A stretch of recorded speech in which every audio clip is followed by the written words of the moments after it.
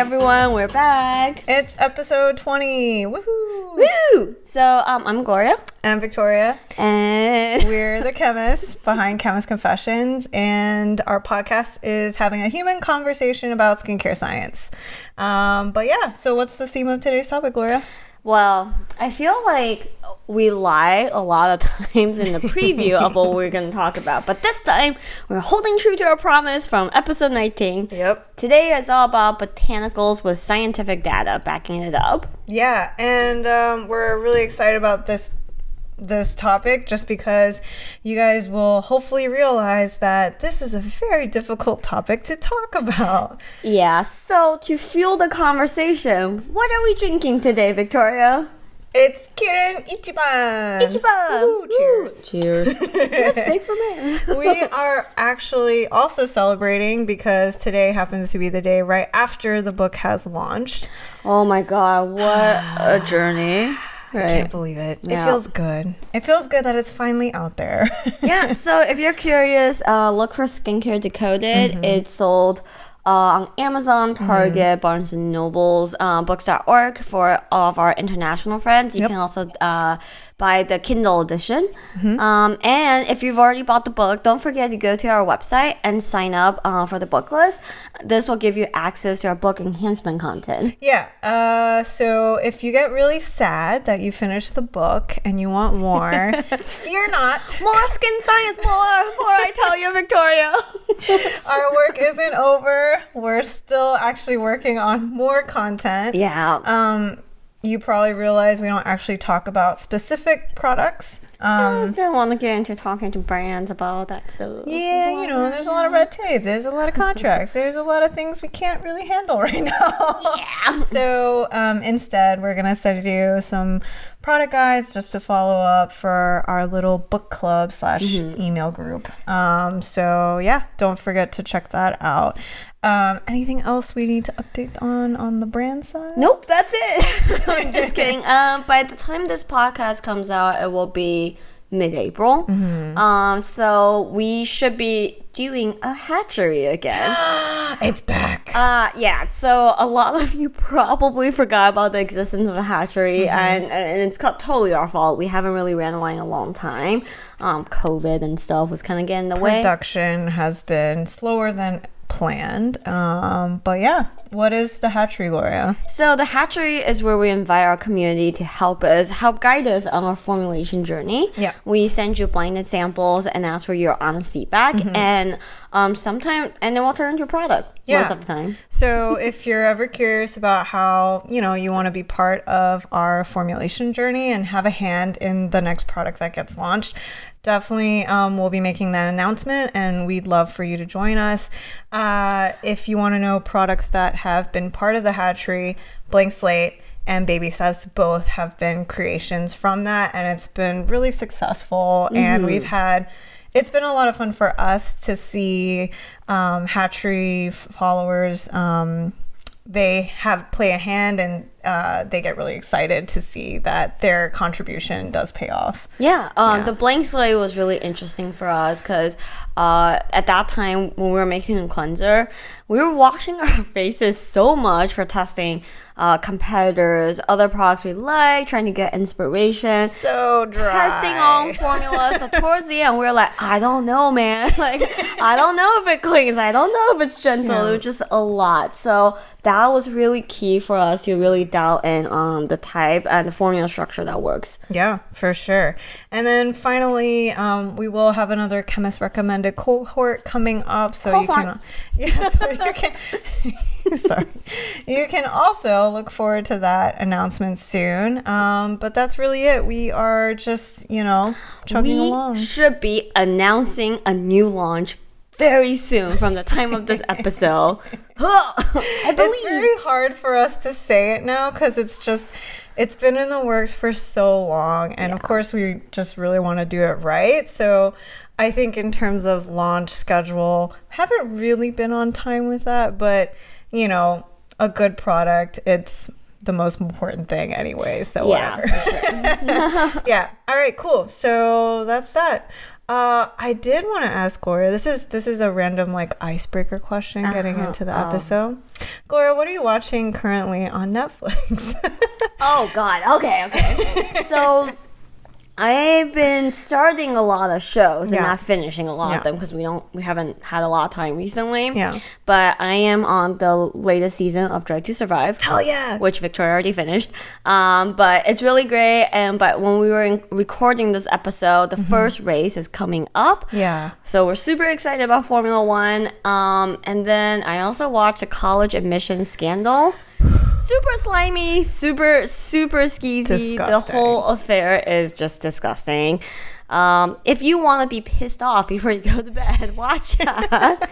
Also, I think if you're a parent and you're thinking about your child's application, it definitely, I feel like it does like impact your perspective of college applications in general and the prestige of these Ivy Leagues. So totally agree. It's a good watch. Yeah, and I will say if you are if you're a senior in high school right now, or if you're a parent whose child is around that age, really feel your pain, because like watching some of the kids reaction when they open that admission letter, like I forgot what that was like, but it was like leading at when I was like 17, 18, that was like the single most stressful moment, like it feels like your life was like built up to this point. And also, how much did your heart drop when the letter you got is like a small envelope versus a really big envelope, and you're like, shit. God damn it. I remember the online thing, and everyone checks at the same time, right? And sometimes it loads slower than others. You're like,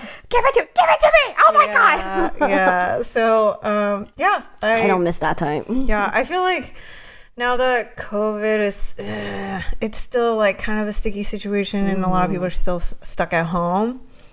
Netflix, getting us through slowly. I also watched a few episodes of Marriage or Mortgage. I haven't seen that one yet. It's kind of cute, actually. I watched it fully expecting to make fun of everyone on the show. Like the premise sounds kind of ridiculous, but it's actually really cute because it was obviously filmed pre-COVID, and they do follow-ups on how the couples are doing and how they may do with their budget in that time period. A lot of them eloped, chose to get married, and then I don't know. It's just really nice to see people working through COVID. Yeah, totally agree. And I mean, the whole wedding industry, I feel like one of the hardest hit during the pandemic. So but cool. And also going back to Formula One, sounds really broy, but if you have nothing better to watch, I guarantee you it's incredibly entertaining. Also, if you really miss traveling,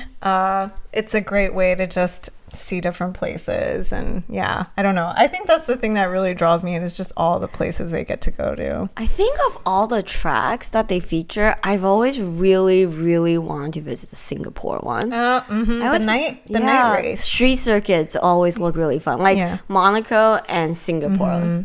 Anyway, agreed. All right, cool. So, now it's time for some skincare news. In the news. All right, Gloria, what's up? What's going on out there? Nothing really.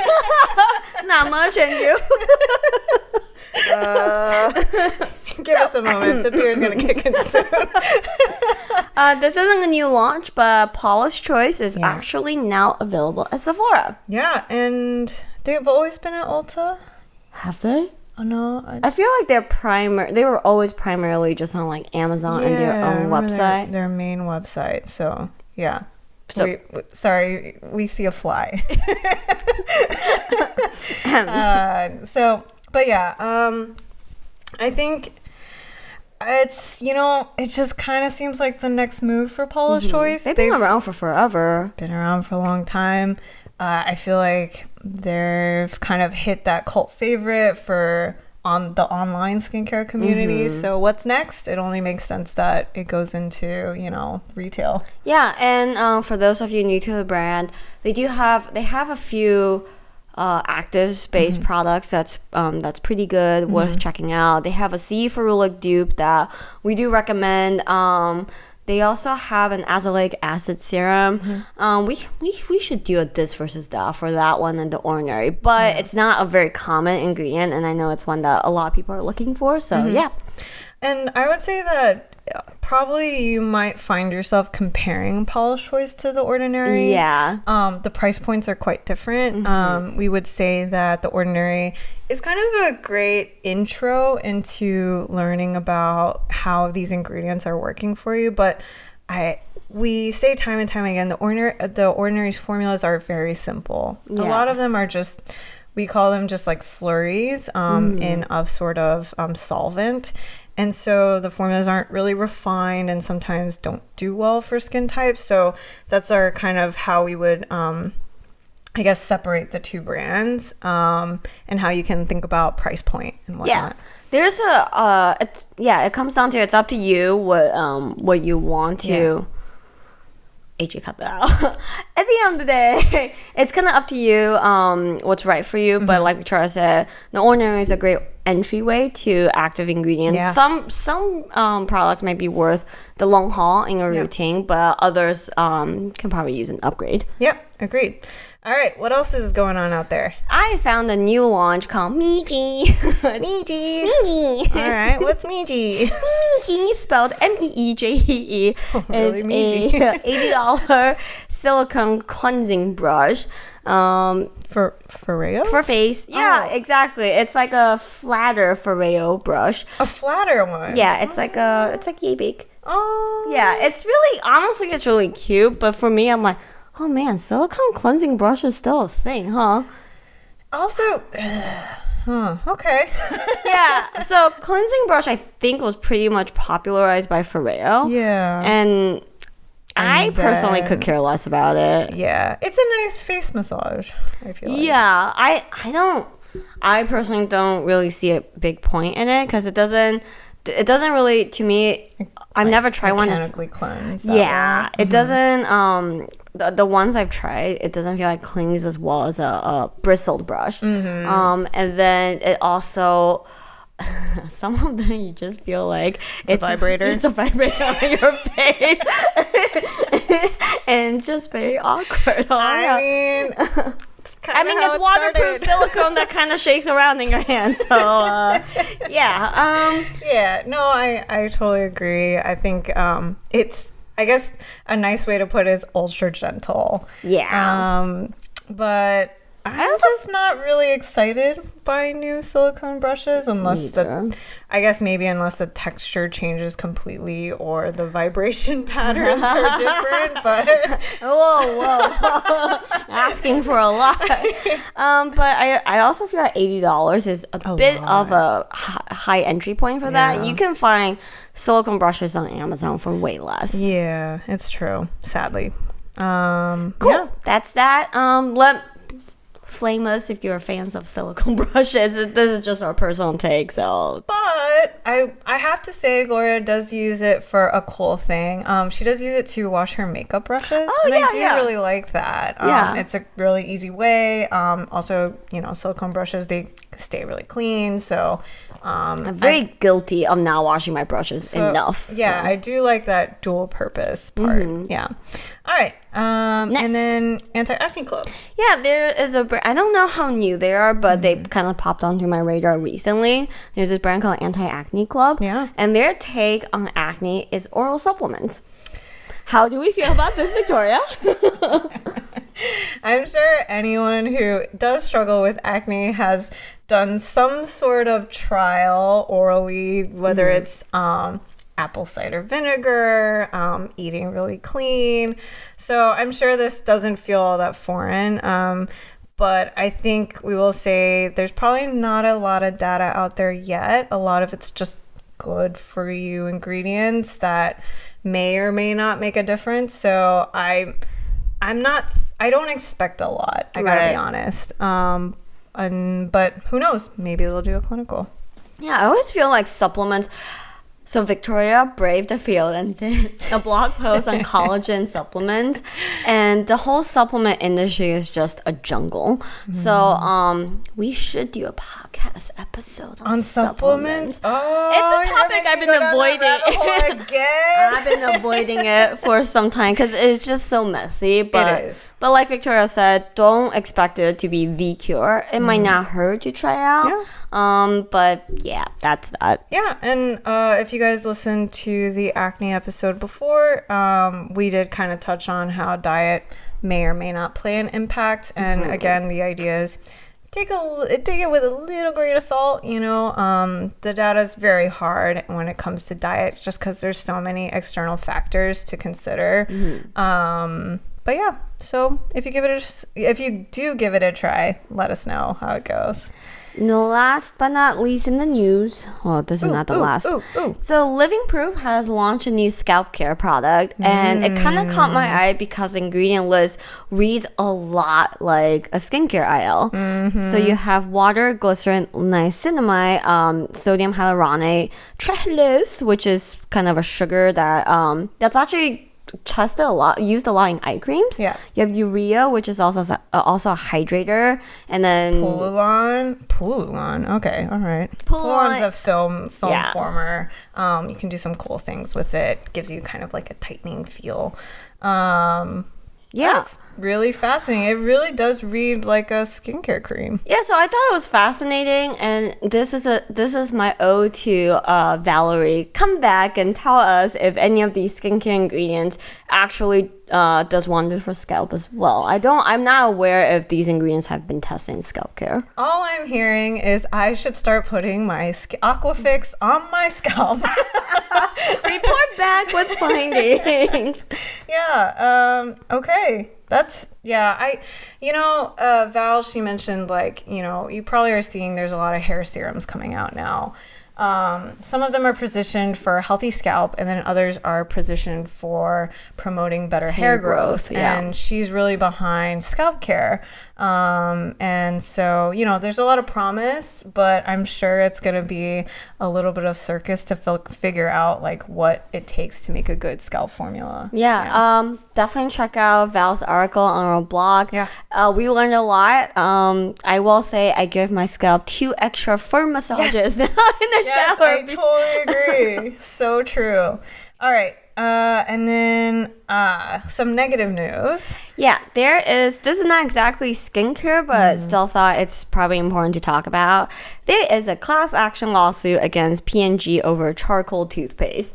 The lawsuit basically claims that P&G overstated the benefit of charcoal in tooth care, especially because the American Dental Society has not tested it. There isn't proven benefit to charcoal in toothpaste. Do you know what kind of claims they're making? Is it like enamel care, whitening? Definitely enamel care. Okay. And that it's not, I forgot the exact word they used, basically gentle, but cleans. It's not abrasive to enamel, but it's very thorough cleaning.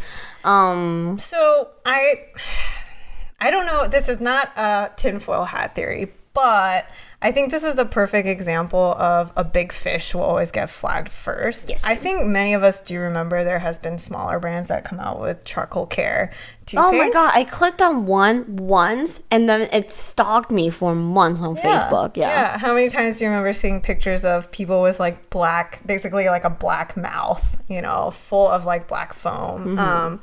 So with that, I think they're probably not the only ones, and I'm pretty sure the claims they have made are not as strong as other small brands, but they are the ones to get flagged first. Makes a lot of sense. Yeah, for sure. I always feel FDA with their limited resources, just gonna go after the big guys first. Yeah, you gotta make an example of someone, right? So anything else, Gloria? But last but not least, this is going back to slug life and how I've been living under a rock and I didn't know what slug life is all about.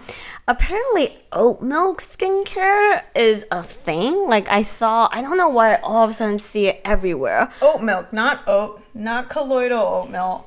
Oat milk. Yeah. Okay. All of a sudden I see DIY around oat milk and articles claiming the benefits of oat milk, and I even saw a really small indie brand that's centered around the benefits of oat milk on your face.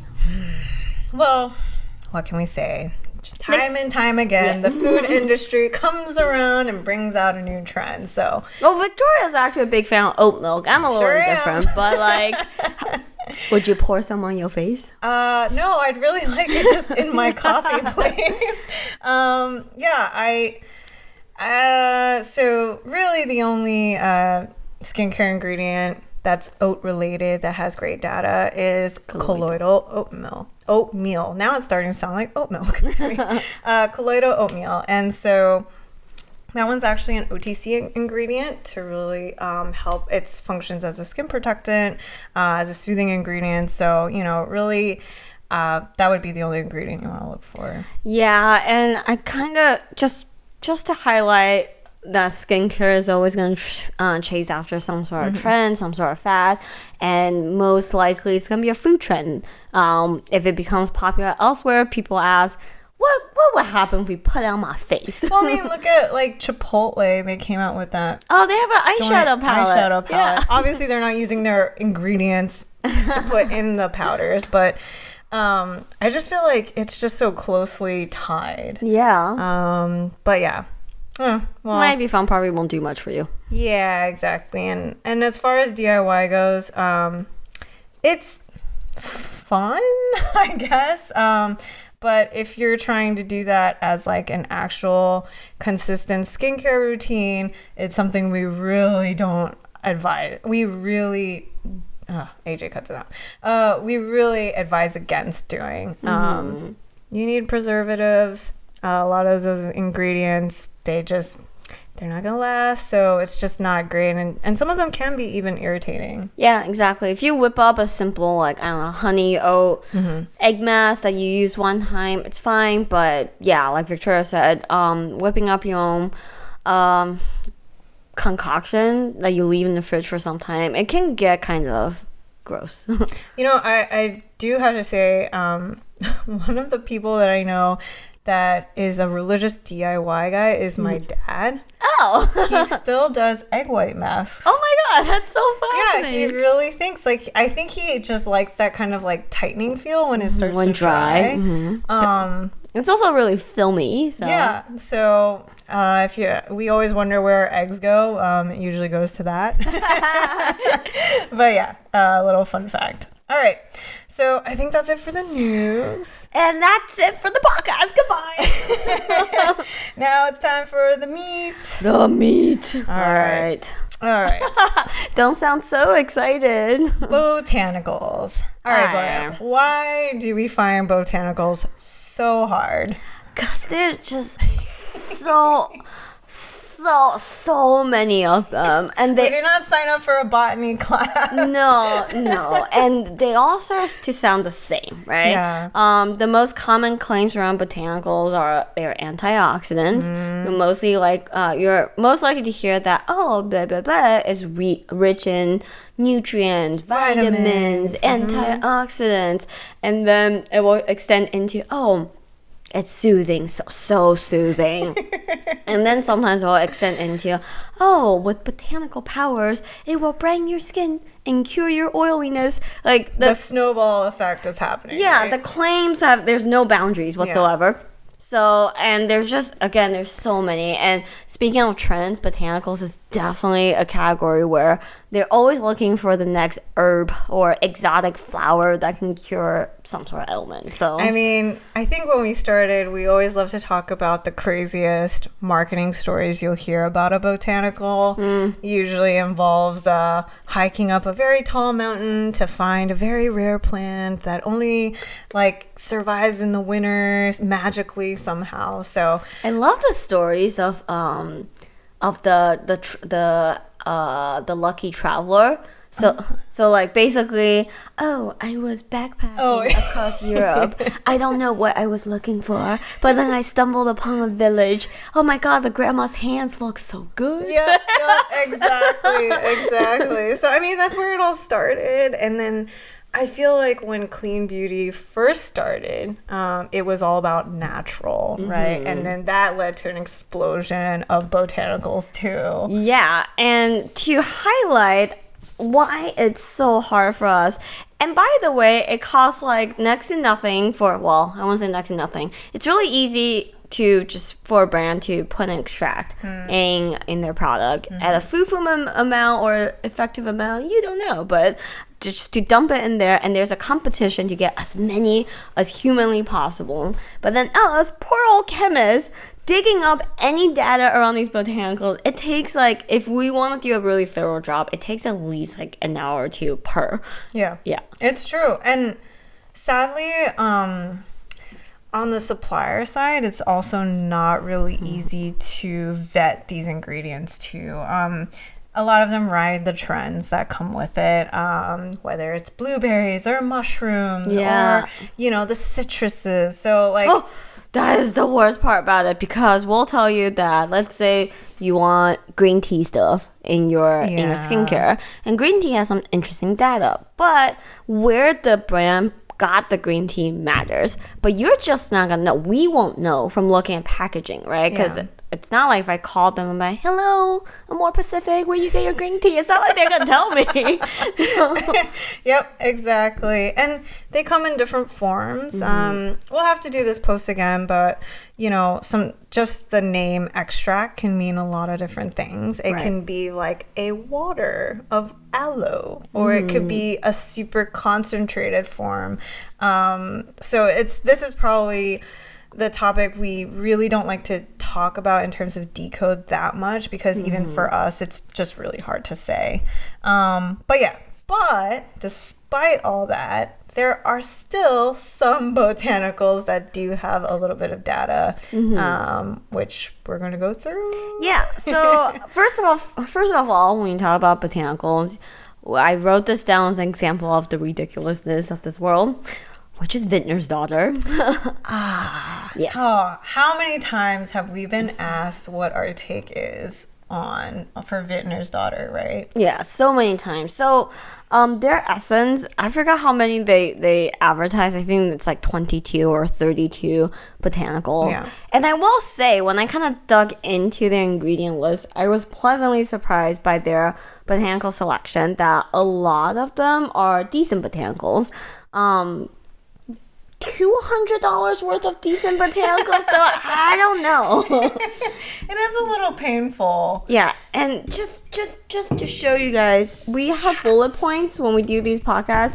This, what you see on the screen, this whole thing is their ingredient list, just botanicals. We're gonna have AJ scroll this, and have you scroll the whole, You guys will see what the ingredient list looks like for all the YouTube watchers. But I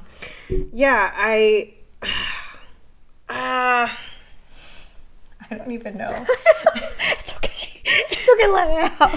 Okay, from what I understand, this is it's a serum, right? Yeah, so they have two products. This is the essence. The one I pulled is the water-based essence, and they also have oil oil. Was the first one they started the with, original.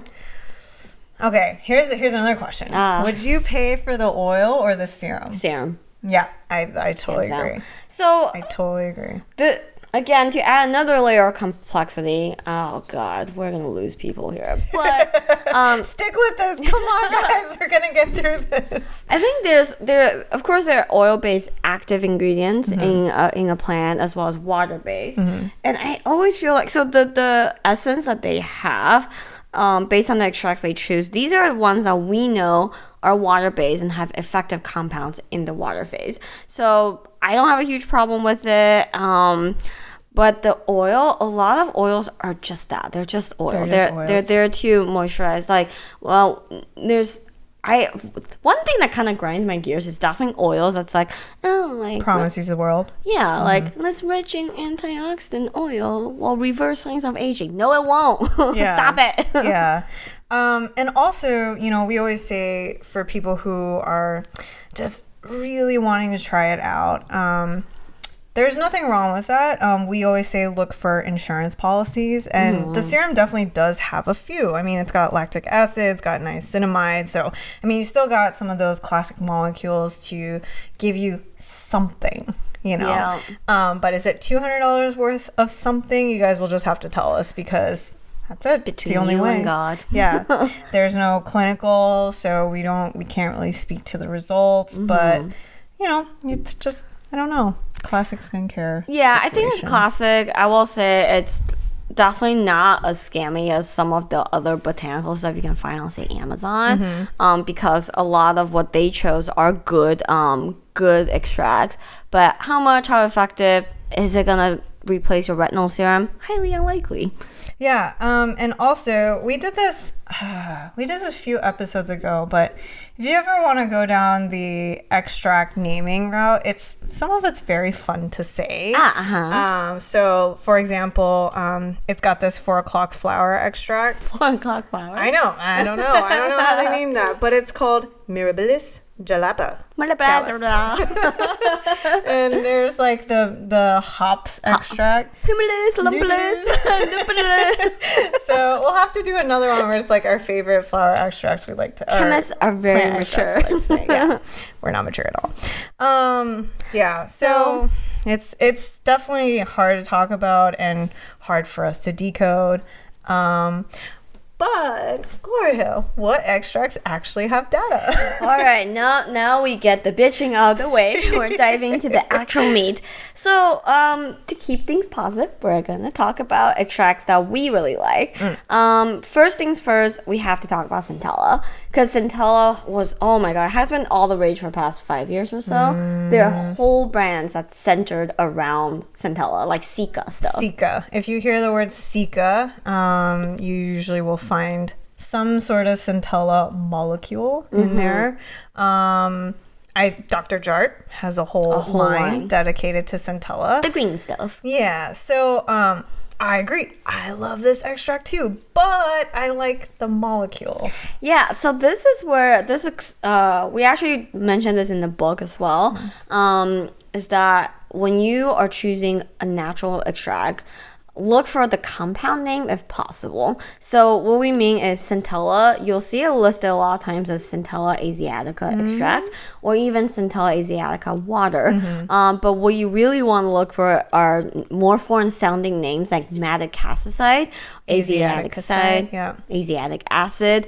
Those are the active components of Centella extract that are actually bringing you those good skin benefits. Right. So yeah, it gets kind of hairy, but I would put water below extract. Oh, yeah, I agree. I think naturally, just looking at the general waters we've looked at, I think that just in terms of concentration, a lot of those they really are more just kind of a marketing. I feel like it's more of like a marketing thing. You'll see like, oh, it's finally not water as the first ingredient, and it's aloe water, or it's what's another common one we see? Bamboo water? Yeah, things like that. So, but at the end of the day, that water probably is like 0.1% actual active. So yeah, that's another way to think about it.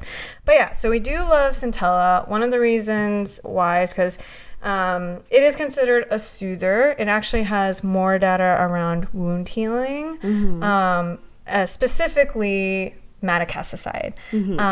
But we even like it because they found there's a synergistic data on it.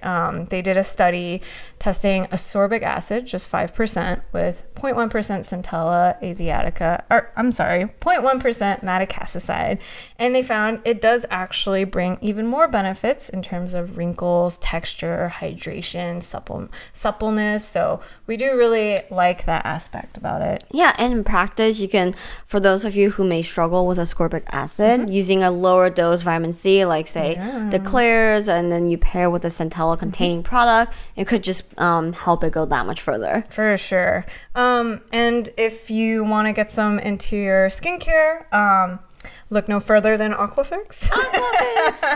We do use the blend of madecassoside and Asiaticoside.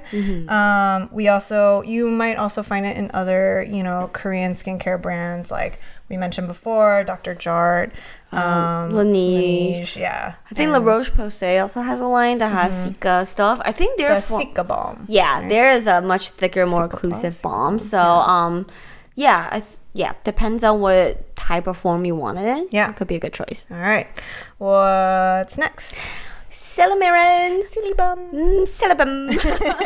So this is your milk thistle extract.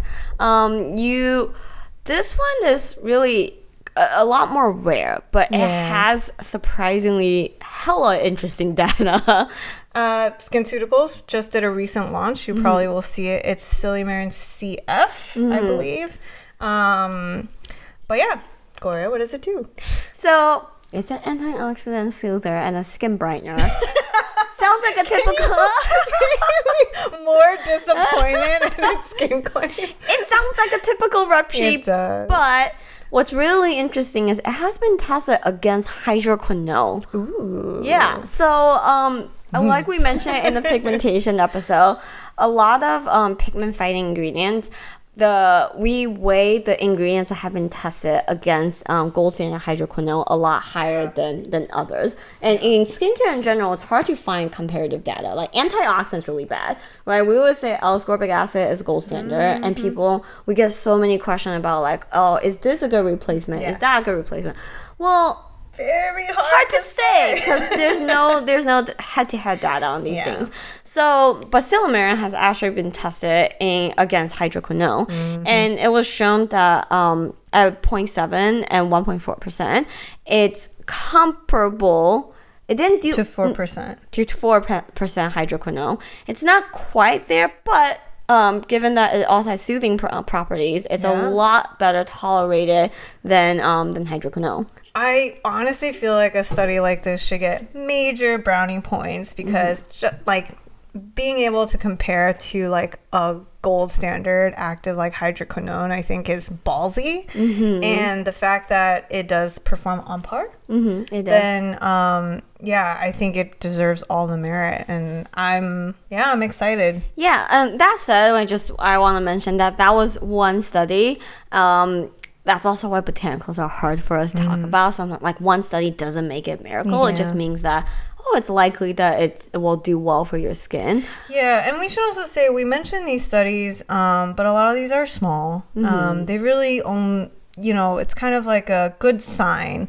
I think I've seen one study, not related to Silymarin, but I've seen one study in my research, and the data sounds so good. It was like, in just 4 weeks, like, hyperpigmentation reduced by 35% in 12 weeks. It sounds awesome. There's 4 people in the study. 4 whole people agreed that their skin looks brighter. Thank you with a grain of salt. Yeah. No, it's a good point. All right.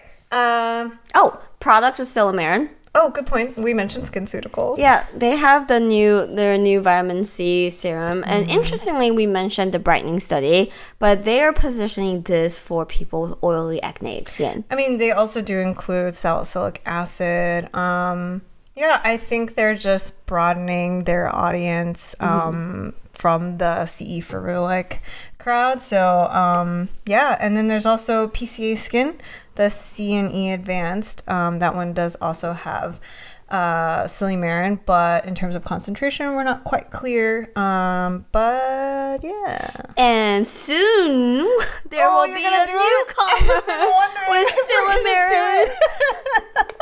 We are ready to unveil Mr. Reliable 2.0 very soon, and it will have Silymarin. So, Gloria just dropped it. She just dropped the news. We like this so much. Yeah. So you'll find out soon how Mr. Reliable gets an update. Yeah, and this is one of the formulas we've been working on for a very long time. And COVID has just put a wrench in all of our plans, but we're really excited. I think the good thing about being delayed is it gives us a lot more time to kind of play around with it, finesse it. So hopefully everyone likes it. I think Mr. Reliable's, just waiting, sitting on the bench, hanging out, waiting for his turn. Yeah. All right, cool. Next. Bisabolol. Bisabolol. We do love Bisabolol. This is the isolated compound from German chamomile. Yeah. Go for it. In our book, I think one of the things we highlighted is we mentioned in Centella that don't look for the waters. Bisabolol is an oil-based compound. So sometimes you'll find German chamomile essential oil or oil. No need to look for the isolated compound, Bisabolol. Yep. It is positioned as an anti-inflammatory. The even cooler thing is it does bring a little bit of brightening benefits, which we love. So you really want to look for a concentration around 0.5% if you can. And if you don't want to look, check out our Better Oil that features Better Oil has 0.5. Yeah. It's an old ingredient. You can find it in a lot of products. Yeah. Definitely try, even though the good use level is under 1%, but still try to find it at least like midway on the ingredient list for it to be effective. That's a good point. Any cool studies we should highlight, Gloria? Yeah, so in terms of skin studies, it's a little spotty here and there. There are some cool studies, and this is difficult to do botanicals. Bisabolol is one of the better understood molecules that has proven data. But even for Bisabolol, the data can be a little spotty. But I found this botanical dates back so far. They've tested it in all sorts of different applications. Oh, go on. I've tested. I found a study where I've tested it. I swirled it around in my. We so rusty. I found a study where they tested Bisabolol in a mouthwash. Ooh. Yeah, as a post operation gum like relief. Soothing. Yeah, to soothe your swollen gums. I will say mouthwash is the surprising product that actually has a lot of skincare ingredients. We did a little paraben highlight, and you will still find parabens in your Crest mouthwash. So, it just lets you kind of think about, like, there's a lot of fear around skincare ingredients, but did you know you put that in your mouth? That's what she said. All right. Cool. There's also, if you are also looking for Bisabolol, Silymarin does like to use that. It's a common brand that tries to do a lot of like gentle skincare moisturizers and whatnot. Do you like Silymarin? It's a very no frills kind of brand. Like, yeah, affordable. I think their ingredients are really good too. Yeah, they make your shelfie look ugly, but they make your skin look pretty. Okay, but Silymarin or CeraVe? Silymarin. Yeah. It's at least more understated. CeraVe is like, CeraVe. Nestle. MBE technology. I'm going to bold my font and make it size 64. Yeah, no, it's a good point. Yeah, Silymarin is definitely an underrated brand, but they definitely do some good work. Okay, another extract we have. Boswellia. Are you? Boswellia. So this is. I think Gloria's on her second beer. I'm about to pop open my second beer. Boswellia is an extract. It is an active component from Indian frankincense, not the essential oil form. There's boswellic acid is actually a whole group of molecules that's proven to, again, soothe and be an antioxidant. I know. Sounds like a broken record. Yeah. But actually. So the reason why we used it in our Bon Voyage is that there's actually quite a few, because it has traditional medicine origins in India, it has quite a few application tests. And we've seen a few studies that have all the hot keywords that we're looking for. It's randomized, double blind, placebo control, N equals 50. Say it again.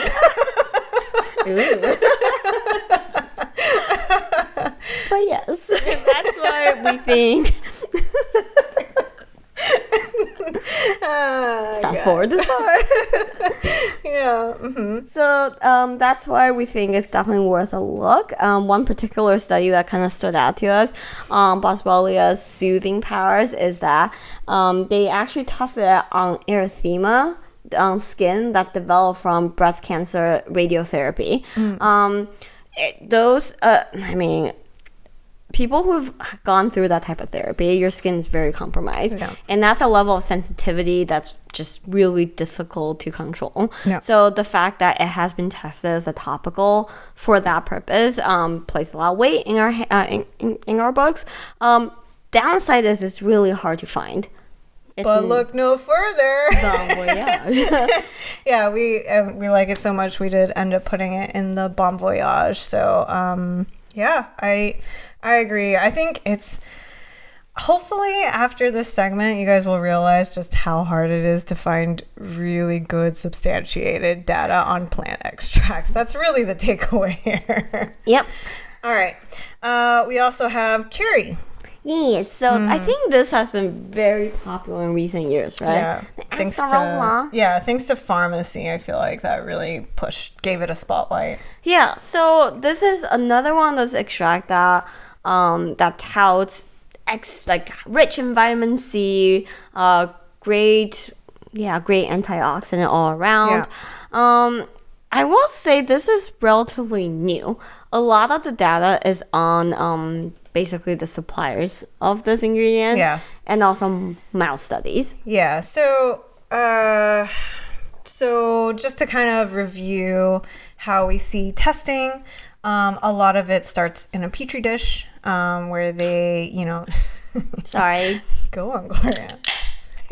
Okay, petri dish. All right, so it starts off with a petri dish, and then they may move on to mouse model. And don't fear, don't stress. This usually happens way before it would ever even be tested in your formula.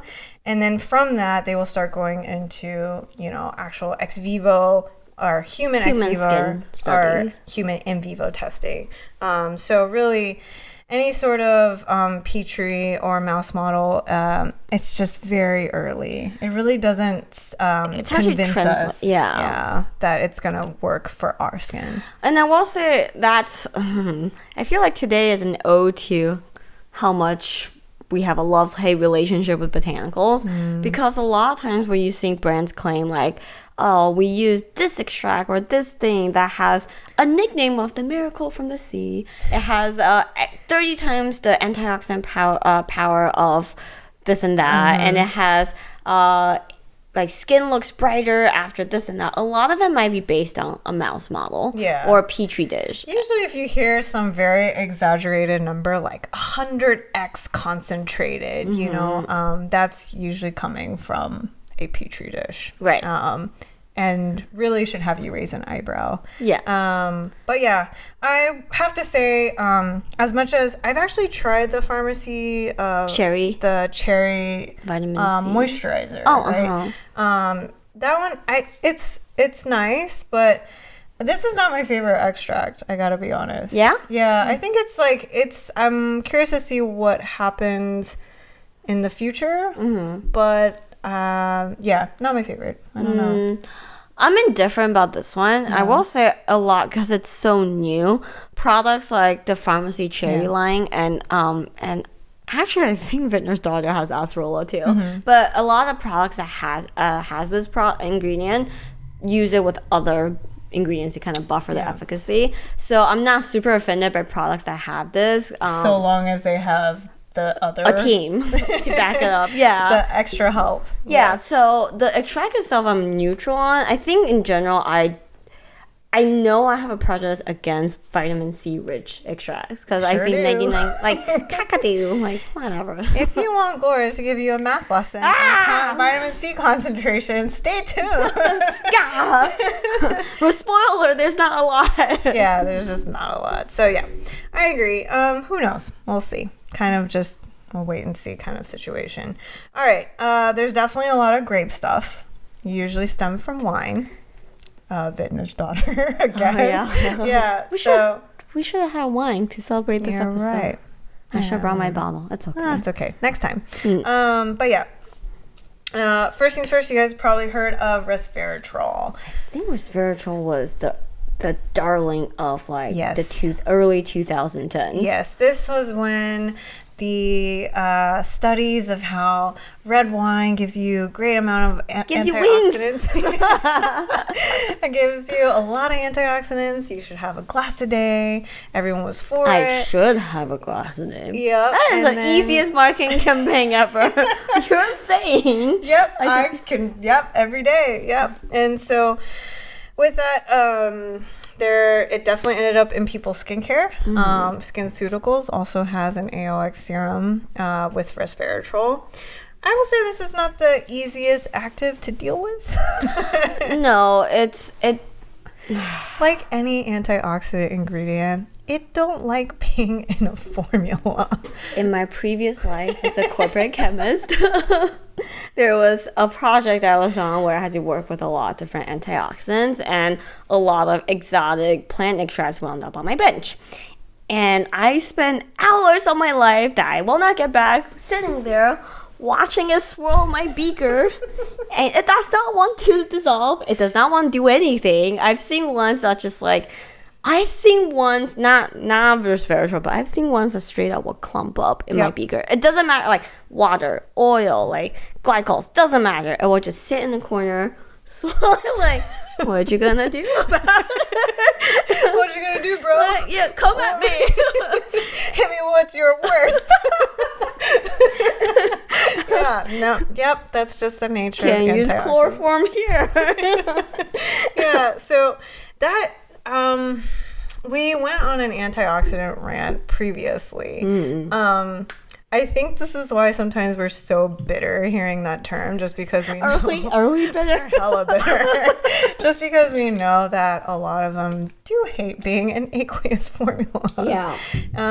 And this is where I get on my alcohol defense train, because a lot of time, what's gonna stop them from doing this number in my beaker is alcohol. Yep, dunk it in pure denatured alcohol. That's so true. It works like 70% of the time. There's that 30% that freaking hates you. Yeah. So with resveratrol, it takes a lot of work to get a good enough concentration of it into a formula. So if in terms of data, it obviously still doesn't compete with ascorbic acid, but there is some, and I think SkinCeuticals did a really good job testing it in their clinical.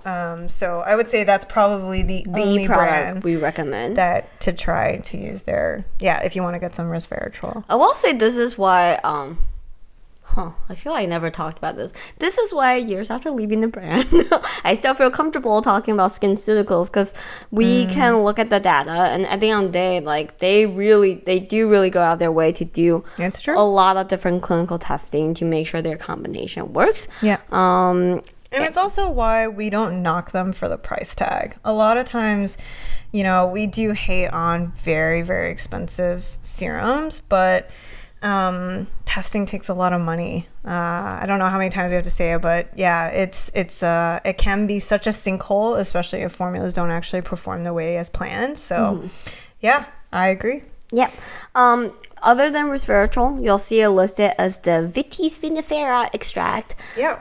I'm indifferent about it. Like, it doesn't hurt, but honestly, I wouldn't bank on a product that has just that to perform miracles. Yeah, I mean, again, we start off this section explaining how extracts can mean a lot of different things. I did find a study on how it was used at 2% concentration in cream. The extract form? Yes, the Vitis vinifera extract. Yeah, and it was actually used in a wound healing study. Minor wounds, these are people who are trying to remove skin tags. It was actually tested versus placebo, yay, and it also was a decent sample. More enthusiasm for placebo, yeah! Right, and decent sample size of 40 patients. So, and it did, they did see a significant improvement. I forget, it was like between 8 days to 14 days. So with that, I mean, the only thing that's really difficult is knowing which extract. I feel like this is turning into a chemist therapy hour.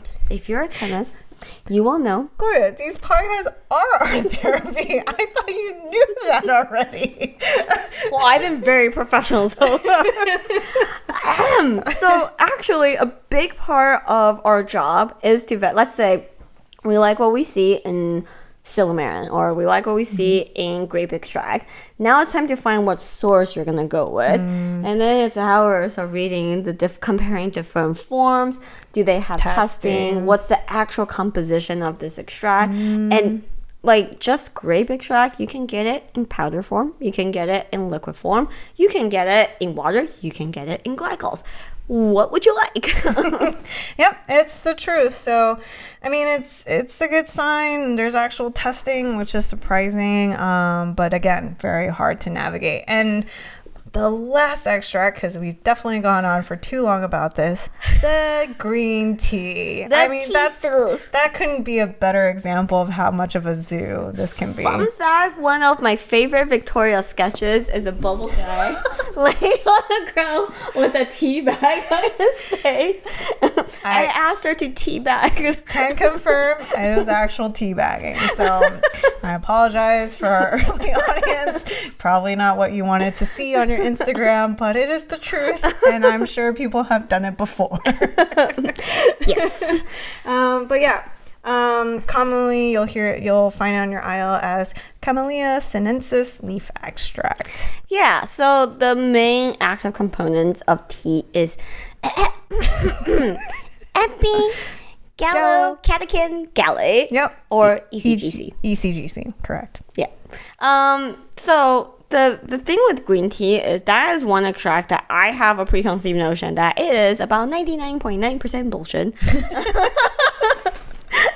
But to my surprise, okay. yeah. So when I read into it, there is a surprising number of studies. This is where like sometimes like even though an ingredient might start out as like purely trendy, if there's enough of a buzz, people start putting money behind studies, which I think is neat.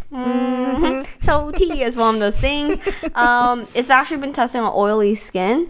It's a great soother. They have shown some anti-acne benefits, but we wouldn't read too much into it. Here's the problem with green tea. Even more so than your grape stuff, your tea stuff is the sourcing is wild. Yeah. Green tea. Yeah. I mean, I'm sure you even shopping for green tea for just to drink, you already can tell like the sourcing is wild and very difficult to navigate and to know. So totally agree. I think it just couldn't be a better example of a zoo. Do you remember we found that study where they made I think it was Asian women take supplements? Oh yes, right. Supplements. They took green tea supplements for 6 months. Yeah, actually, I remember that. I think it went on even longer than 6 months. You're like they measured it for. It was a really long study. Didn't do anything. It did nothing. Save your read. It just inconclusive. Yeah. So, yeah, and you know what? Drink your tea. Enjoy it. It's like coffee. It's just something to be enjoyed. But I mean, had a matcha phase. Yeah. But if you're looking for a miracle, this probably isn't going to be it. But oh my god, that's a depressing thing. Most depressing ending. My bad, guys. I will say, given the amount of different type of tea options out there you have in skincare, our general advice stands, which is 1, if the brand has done clinical on the product, kudos and give priority to that product. Yeah. If brands like, I know brands like Paula's Choice, they use the EGCG form of the pure active compounds of tea.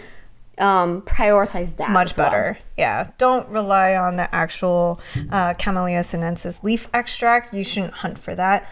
Look for ECGC. And then even more so, if they have clinical, go for that. And I think also Botanicals, we always say, is kind of a nice supplementary benefit to your skincare. It's not the main thing you should be hunting for to make a true difference and tackle a major skin concern. Yeah, exactly. Yeah. It's the yin to the yang of your act. I'm sorry, out there. But yes, good support ingredients. Correct. All right, cool. So I think that wraps up. Any final thoughts on extracts that we think we haven't covered? Boo, mushrooms. Boo.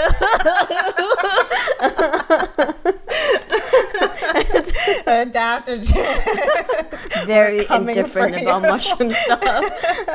For sure. All right, cool. So I think that wraps it up. It's time for our favorite section. It's time to Break it up. Break it up. All right, cool. Ooh, okay, animal corner. Woohoo! All right, so this time it is Gloria's turn. Yeah. And it's her turn to talk about Mi gatos. Yes, excellent. I'm sure there's many that are gonna be excited to hear about this. So, Victoria did a segment, Meejee. Miss Meejee is Australian Shepherd mix, and we learned a lot about the origins of Australian Shepherds. So Cattle dog. Sorry. Try that again. Victoria talked about her dog, Miss Meejee, who is an Australian cattle dog, and we learned a lot about how that breed even came to be, a lot of funny stories in that. So I guess today it's time for me to share the origin story of my cats. Hell yeah. So I have 2 cats. They're both adopted cats from the shelter. I picked them both up when they're about like 1 year old. Props to you. There is no origin story because they're stray cats. I mean, props to you because I feel like 1-year-old cats, it's harder for them to get adopted, especially when there's kittens. Yeah, actually, like that's when I got my first cat, it was 100% on a whim, and it's mostly because I got him in May, and I still remember he just got returned by his previous owner. Oh, I didn't know that. Yeah, and I was like I was playing with him, and I overheard the shelter workers complain about the owners that returned him because kitten season was just about to start. So then that basically shiced his chance of finding a new family, and then in about 30 seconds, I'm like, I'll take him. Yeah, so that's how I got my first cat, Kuma. Fun fact. Kumo, right? Fun fact. What was his name when you adopted him? Garrett. And to be fair, Meejee, when we adopted her name was Cedar. Like, what the hell? Cute. I do understand the plight of shelter workers. When you have like 80,000 animals come through, you're like, whatever. I had a neighbor named Garrett. Open up the dictionary. Yeah, exactly. Yeah, so I brought Garrett home and renamed him Kumo. Yeah. I had a cat Instagram account dedicated to Kumo. I don't know why, but at that moment, I was like, Kumo needs to be renamed Kuma for an Instagram. I have no good reason for it. Yeah, I was just like, because like, he's a big cat. So when I got him, he's 1, which is like pretty much a grown cat. And when I got him, he was like this big. And then in like 2 months, he was like this big. And in 3 months, he started expanding out sideways. So I was like, oh no, I got a bear cat. Is it because it was like Kuma, like Puma? Like... Kuma means bear in Japanese. In Japanese, got and it. At that time, I was like, holy shit, he's getting hefty. It was totally my fault. By the way, you new cat owners, if you look at the back of your expensive cat food and it tells you how much to feed them, like, knock that down by at least 1/3. Like, because they definitely instruct you to overfeed them. It's a ploy. It's absolutely a ploy. It's a ploy. Yeah, so I'll feed him and he won't even finish his food. And I'm like, oh my god, like he's not used to my home. Let me give him a treat. Like, is he okay? Like he was only eating about 2/3 of what I was giving him based on the instruction on the back of my cat food. And he got super freaking fat. This is true. I have been there to see Kumo go through his major diet changes. He has lost weight, and there was a pocket. Looking good. There was a pocket of time I couldn't see his back foot when he was sitting. Yep, I remember that. Yeah, and then I got a second cat. My roommate Celia, hi Celia, started fostering kittens. And old roommate, not current roommate. Yeah, not current roommate. My old roommate started fostering kittens. Yeah. And during that time, I started feeling like her first kitten got along with Kumo so much. Like, they would run around all day. They were super cute. They groom each other. And I started thinking about, like, maybe getting a second cat as a companion cat. But then I felt like, it just felt like kind of losery if you're like, you get one cat and then someone fosters a cat and you take that cat right away. It's like you have no self-control whatsoever. You're afraid of turning into a true cat hoarder. Yeah. So I was like, I don't know if I'm ready for my second. Yep. And I waited, and then I went to a shelter thinking maybe I'll find a companion cat for Kumo. But on that one window shopping trip, I saw this one cat who's like one of 2 in a litter. and she was a crack house rescue. Like it was like they went in to bust a drug crime, but then found out that there was drugs and animal hoarding going on in the place. So she looked really skittish, but was still really human friendly. And honestly, looks a little dumb. So I was like, this is it. I'm just gonna bring her home, and she will be Kumo's companion. So I adopted Isis. Yes, her name is Isis. She has a pseudonym online because hashtag Isis wasn't trending very positively during that time. But you named her Isis because Egyptian goddess Isis. There you go. Because she has a marking. She's a calico, so she has a marking around her eye area. They hate each other. I got her as a companion cat, and right now they're like lukewarm roommates at Can best. confirm. Most of the time, they don't really like to spend a lot of time together. Once in a while they might play. Most of the time they just like to mess with each other. Yeah, I've seen both cats, like their pastimes, like sneak up behind the other one, like give them a big swipe behind the head and then run away. So yeah, that's the origin story of my two cats. The funniest story is, the weirdest thing about my cat is that Kumo eats marshmallows, which is very bizarre. And yeah, he just likes the sweetness. He has a sweet tooth. He has a sweet tooth, which is very funny to me. Do you still feed him marshmallows? I don't anymore because I realized I don't eat marshmallows, and that there's no way I'm giving a bag of marshmallows, so he just sits there and gets still. Hence, Kumo is looking very trim right now. Very, very grumpy. And the second funny thing is about a year or two into adopting Kumo, I started dating my now fiance. It's very hard for her to say for some reason, but fiance Chris. Yeah, and at that time, Purina had a dudes and their cats competition.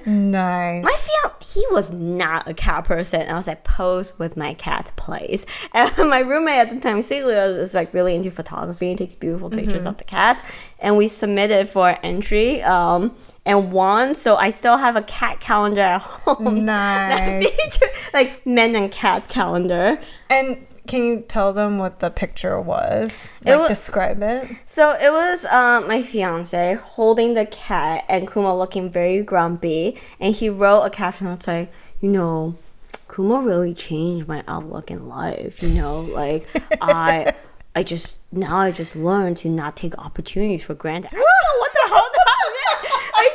You wrote some bullshit for it and worked. Okay, shirt on, shirt off. Shirt was on at the time, but he did a series without shirt. And I don't understand. Gloria's private collection. Oh no. He was literally doing his this pose. I don't know what he was doing. The bodybuilder pose. Yeah, bodybuilder pose with my cat. And it felt very violating. That's great. Should you want to check this photo out, the handle, Kumo not impressed. Yeah. At one point, the cat account got to 4,000 some odd followers. And it was actually a big moment when Chemist Confession surpassed. Hell yeah. Yeah. Totally high fives. So that's the origin story of my cats. No special breeding story, just two stray kitties I picked up. And now I've had Kumo for 8 years now. Oh, he's an old man now. Yeah, old man. Spoiled old man who definitely can't be bothered to do anything. Super cute. Can confirm, I think when Gloria and I first were friends and I met the cats, I'm actually very afraid of cats because I find them to be very soft and then suddenly very sharp at the same time. They're liquid with fangs. Yeah, exactly. So I was a little afraid of cats, but her cats are very sweet. Very friendly. A man whore. He's a bit of a man whore. If you come visit me, he's not a guard cat. He's like, human, hi. Yeah. But yeah, yay, Kumo and Isis. Pseudonym is Hannah. Yeah. All right, awesome. Animal Corner. That's it. Now it's our last section. It's our Q&A. Let's do some Q&A. All right, first question. This is from @LemonGimb. Actually, this is actually from many people. We did a focus on niacinamide recently, just trying to help people navigate the space. And also an explosion of niacinamide products out there. So this question was asked, can we mix the L-ascorbic powder in a niacinamide serum? Yeah, so for us, no, go for it. Sorry. Gloria has some feels. My take is a little indifferent. You could and still have skin benefits. A fresh L-ascorbic acid powder in a niacinamide serum will produce that complex, that yellowish tint to it. While still effective, like it's hard to compare and say, hey, does fresh niacinamide, does it work better when the two are separate and doesn't create that complex? I will say I am very whatever about, some people will cite the different pHs as a reason to not mix. That actually doesn't matter here. L-ascorbic acid by itself is very, very acidic. If you mix it with a niacinamide serum, which is likely to be around pH of 6-ish, it will go down to a okay skin friendly pH 4.5. Yeah, and also you'll hear things like, oh, vitamin C is unstable at that pH, but it doesn't really matter. That pH stability only matters in a product form, like in long term. So we don't really like when you buy a product that has both ascorbic acid and niacinamide. Already kind of suggests that the ascorbic acid pH isn't going to be great anyways. But if it's like a temporary mix, temporary layering, all that, we're not too worried. Yeah. All right. Second question. do we answer the question? Can we mix L-ascorbic acid and niacinamide serum? Yeah, sure. Not prefer, but yeah, go for it. Whatever. Yeah, temporarily. So if you just, not if you're just going to plan to dump the powder in your bottle, shake it up and hope that's how you get it. Yeah, don't do that. All right. Number 2, at Share88. Share, you're right. Share. At Share88, I wonder how much is too much niacinamide. I use the Inkeys niacinamide together with several other products which also contain niacinamide. Great question. That sounds like too much niacinamide. Yeah. I mean, the thing is, there's no verdict on too much niacinamide. It does play well in a lot of formulas. It also is pretty, I would say, one of the more gentle actives in skincare. But this is a moment where you really need to listen to your skin. If you're struggling with any sort of sensitivity or stinging, then you know what might be causing that trouble. But if your routine is working for you, who are we to say that you should stop and cut it all out? It does sound like a lot to us. It's not something that we would recommend to someone who's trying to build their routine. Yeah, we always say 2 to 4% will get you efficacy. If you're doing more like Victoria said, listen to your skin. And I want to add that I personally am not a fan of high levels of niacinamide, but my skin didn't really react to it until that last year I started hardcore incorporating retinol into my skin. Your skin barrier does, like, that sensitivity level does kind of change when you switch to more aggressive active. And one day I was playing around. For our jobs, we test so many products. And I tested out a few niacinamide products at the same time, which is usually not a problem. I shed. Like, it was so irritating for a whole week. I couldn't put anything else on for a week until I went back to normal. So it caused excess shedding. Yeah, and it stopped when I carried on with retinol, but I stopped adding on those niacinamide products and went away. So just note that while overlaying, if it's doing okay for you now, might be okay. But if you're looking to introduce a new product, try to tamper that down. I've actually even, for me, it wasn't excess shedding, but I used a cleanser with niacinamide in it. The cleanser was very simple, really nothing that out of the ordinary, and I found that was actually kind of irritating for me. So it was weird. Even in wash off, even niacinamide in wash off can sometimes be an issue. So just some points to think about. All right, and final question. This is from Sarah Nora Snaps. Alcohol, second on the list for a hydrating mist. Any thoughts? Yeah. Well, I think the only feels I have is that it's called a hydrating mist. But yeah, I don't know, Gloria. Any thoughts? Hey. I think as someone who's dry skin, I'm very indifferent about mist in general. It can feel refreshing and hydrating that instant, but for 90% of the climates out there, that water, that humectant isn't gonna stay. Yeah. And it might cause you to dry out and you're gonna feel the need to mist like all day. Yeah. So first of all, I wouldn't think of mist as a really Exactly. super great replenishment. Yeah. Secondly, I do kind of have an issue with alcohol on second spot and being called hydrating mist. Alcohol isn't inherently bad for you, but in this type of product, it's there to give you that refreshing feel, and it's literally there to give you that drying but refreshing feeling, and doesn't even serve its typical purpose. Like, it's not going to help enhance active penetration because it's a mist. It's not going to have a lot of actives. It's not, it might work as a co-preservative, but not a fan. It's really just quick feel, right? Yeah, it's definitely for that cooling sensation, and I'm not a huge fan of that. Yeah, completely agree. That's why I think for me, it's just the issue of calling it a hydrating mist, you know? I think that, actually, I think Caudalie has a very cult favorite mist. And it has Vintner. It has grape extract. We totally forgot about Caudalie for that grape extract The segment. OG grape shit. Yeah. Grape stuff. We're not cutting that out. But yeah, so just, you know, again, it's nice for, I would say, very humid climates. Definitely don't use it on a plane. I know a lot of people like to use mists on planes as a quick way to get hydration, but again, it's really just a refresher, nothing more. Yeah. All right, so I think that ends our episode 20.